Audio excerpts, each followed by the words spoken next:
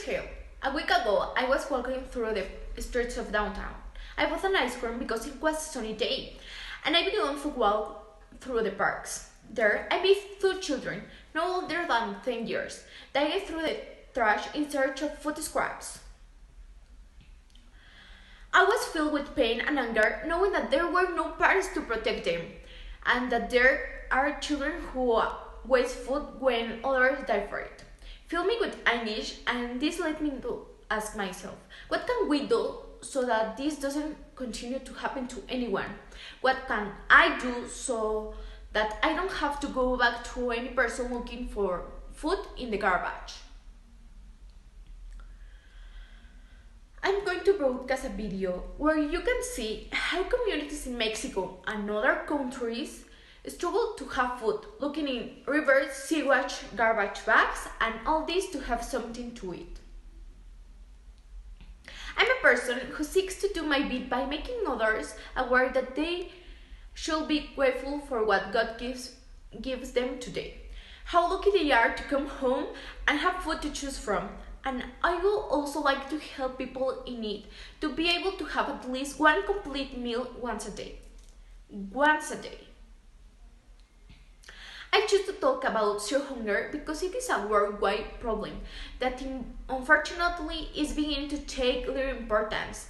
It affects me and my society, especially children and the elderly. It is also a factor that increases the number of crimes because people who have the need to eat are forced to do so criminal acts in order not to die of hunger. Today, I want to talk about sheer hunger in order to raise awareness among people who are fortunate enough to always have food on their table, to not be ungrateful and help those who don't have it.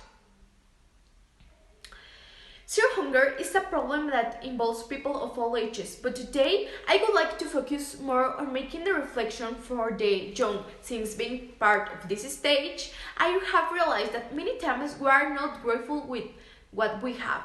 We waste food, we misspend our money, and there are times that we leave the food at home or in the refrigerator until it spoils without realizing that there are entire communities that are dying for not having a single drop of water.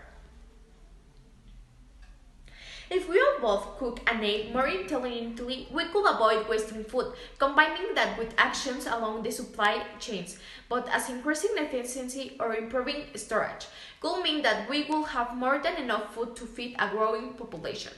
However, 1/3 of all the food we produce is not consumed, which has major negativity impacts on nature, world hunger, and the economy. There are 700 million people in the world.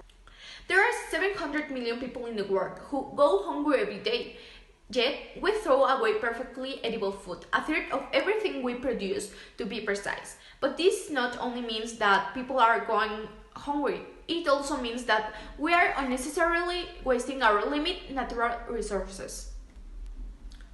Food production has a huge impact on the environment. In fact, the way we produce and consume food is the greatest threat to our planet today. But because 1/3 of food is waste, 1/3 of this damage is done for no reason. The problems are clear. We all need to eat, but our current food system are putting an impossible strain on the planet.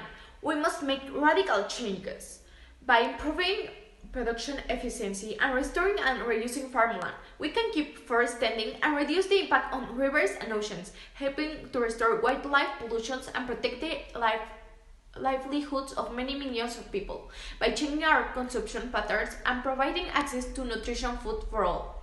We tackle forms of malnutrition. By tackling food loss and waste, we can ensure that every calorie counts, making a real difference to climate change and protecting life on our planet. We are focusing on 3 key outcomes for 2030. Half of the area used to agriculture and aquaculture is managed sustainably without the conservation of new areas.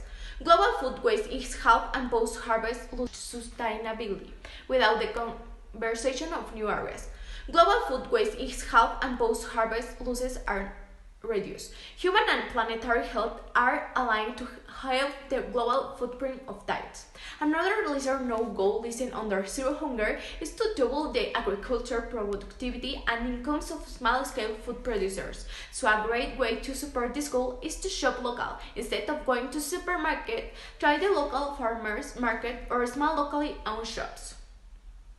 We want to see a world in which the true value of food is recognized and waste it dramatically, reducing in order to end hunger, serve a growing world pollution, and reduce the pressure on our planet.